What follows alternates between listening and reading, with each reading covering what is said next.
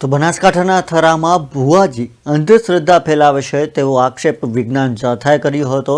ત્યારે થરામાં ભુવાજીના સમર્થનમાં મોટી સંખ્યામાં લોકો ઉમટી પડ્યા છે। ભુવાજીના સમર્થકોએ જયંત પંડ્યાનો વિરોધ કર્યો।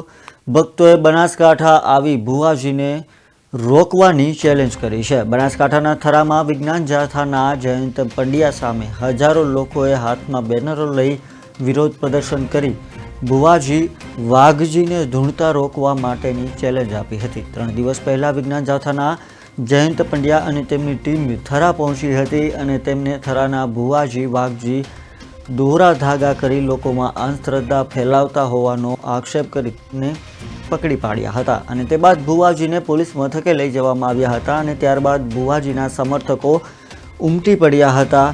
અમે જયંત પંડ્યા ભુવાજી સાથે ખોટું કર્યાનો આક્ષેપ કર્યા હતા। ત્યારે ભુવાજીના સમર્થનમાં હજારો ભક્તો અને સમર્થકોએ પોતાના હાથમાં વિવિધ બેનરો અને પોસ્ટરો લઈ ઉમટી પડ્યા, જેમાં જયંત પંડ્યા ખોટી જગ્યાએ મંડ્યા, વિજ્ઞાન જાથા ખોટી, અમારી અંધશ્રદ્ધા સાચી જેવા અનેક સૂત્રો લખી જયંત પંડ્યાનો વિરોધ કરીને ચેલેન્જ આપી હતી।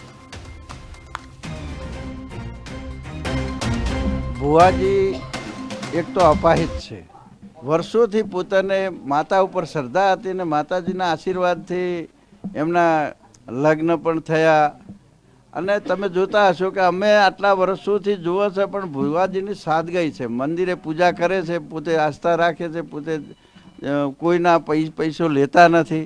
હું પણ દર વર્ષે 1-2 વખત તો દર્શન કરવા આવું જ છું અને માતાજીની શ્રદ્ધાથી જેને કોઈને હાજુ થાય તો પોતાને કોઈ મોદગી હોય કે બીજું હોય કે કોઈ ઘરનું હોય કે એવા કામો માતાજી સાહેબ મામલો હાવ ખોટો કર્યો છે એને અમારા માથે।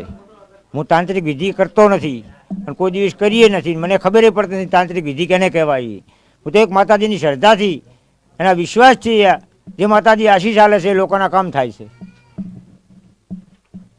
અને જયંત પંડ્યાએ મને ખોટો વગોયો છે, કરોડોનું એવું બધું કીધું છે ખોટું મને, તો એ મને સાબુત કરી આપે। ઝાપડપરાવાળા માણસો મારી હાજરીમાં છે, એવું કહેવા માગે છે કે એમનું એક ઘર બતાય કને કરી તું હતો।